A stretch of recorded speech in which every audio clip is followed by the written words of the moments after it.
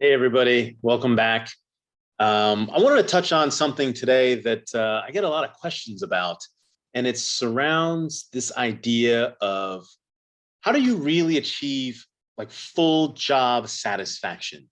And, when I talk to people, doing the well-being work that I do and personal growth and professional development, when we talk about people in their jobs, a lot of times they talk about how they need more money. And that seems to always kind of be the focus. Like, well, I have this job and it's okay, but I could really use more money, or I don't like my job, but if they gave me a raise, things would be better.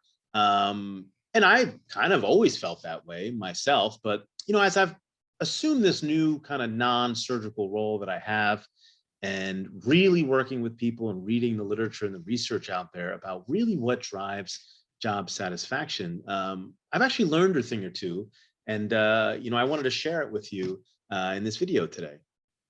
So this is Fredrick Hertzberg, who was an American psychologist back in the 50s, who did a lot of work examining people in the steel industry in the Pittsburgh area, mostly men, a lot of blue collar folks.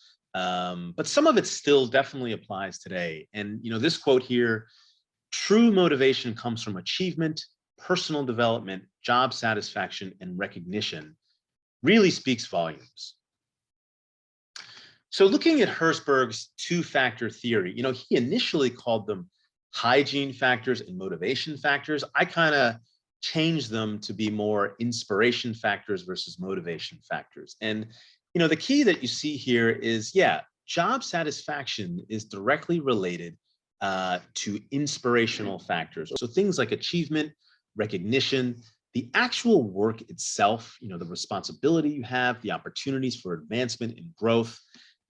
So we know that if you improve upon those factors, you're really going to increase how satisfied somebody is with their job. Now, on the other side, what I call motivational factors, these are things that tend to be associated with job dissatisfaction. So if you have poor motivational factors, it's more likely to make you dissatisfied with your job. So these are things that are kind of external to the work itself. So the company policies, who supervises you, where your office is, the work conditions you're in, and the big one, your salary. And what Hertzberg found with his research is that, yeah, if these are poor factors, these motivational factors, you tend to be more dissatisfied with your job. But the corollary, the flip side to that, actually isn't necessarily true. Meaning, if you improve motivational factors, it doesn't necessarily make you more satisfied with your job. It just makes you less dissatisfied with your job. So again, what that means is some of the very key things that we all focus on, like salary, work conditions, the company policies that you have to adhere to, if you improve upon those things, it's not necessarily going to make you more satisfied at work. For example, I'm an orthopedic surgeon. If for some reason I was truly dissatisfied with my job, and I went up to my boss and said, "Hey, I need twice as much money per year." If he said, "Okay, that's fine, we'll give you twice as much salary next year." Now, that's going to make me much more likely to show up to work to collect that double salary. It'll probably make me less likely to complain about my work, but it actually doesn't change how I feel about the work itself. It just makes me more able to tolerate it, but it's not going to make me love my job. Now, it's easy for me to say because I'm a surgeon and I do make a good living. And there is some threshold where you do need more money to be able to be satisfied and happy in your work. But in general, and we'll get to this in a couple of slides, incremental increases in some of these motivational factors, specifically money, doesn't necessarily equate to being more satisfied at work. And this curve kind of explains that. So again, at some threshold, there you do need a certain amount of money in order to function, in order to be happy, and more money does kind of increase proportionally.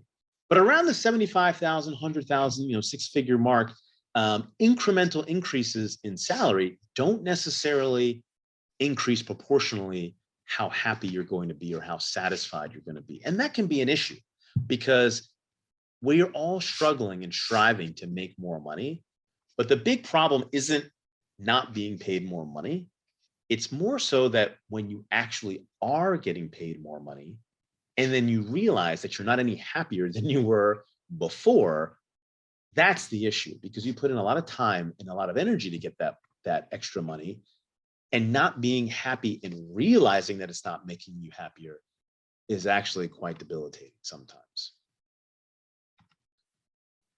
You can see here the same thing for how much money you spend, right? A lot of times we all aspire to, when we're training and going through school and doing whatever, when we get to whatever pinnacle we think we need to get to, we imagine all the things that we can buy and the home we can live in and the car that we can drive.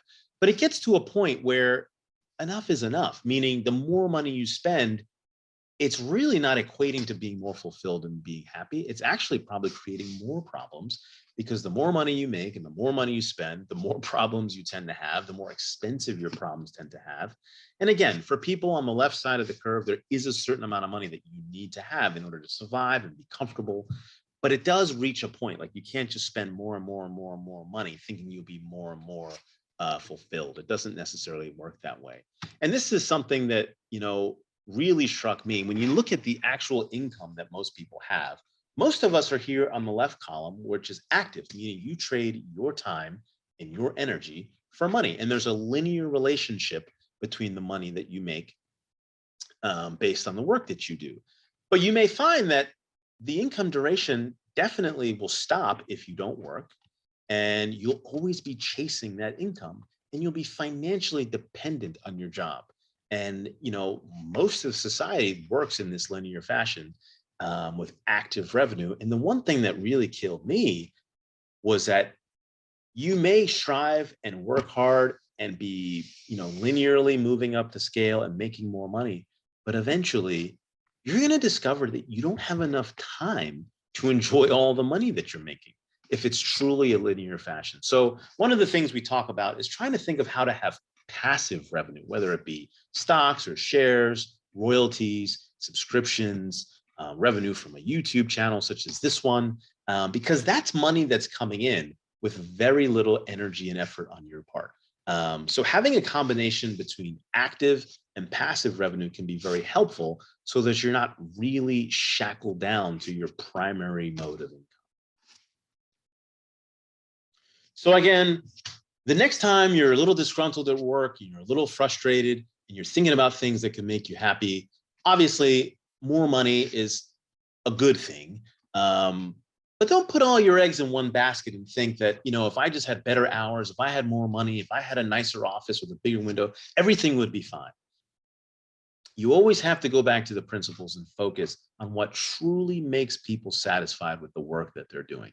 And the research has shown, and studies and evidence have been put out there, that you should always think about how to improve those, what I call inspirational factors, but Fredrick Hertzberg and others called motivational factors, things that are intrinsic to the work itself. How are you going to be recognized for the work you do? What opportunities for advancement and growth are going to be there? And how can you improve the work itself? Again, some of those external factors to the work, we do need to improve upon those, but the primary focus in job satisfaction has to be those first factors that we talked about. Thanks for tuning in again, and have a great day.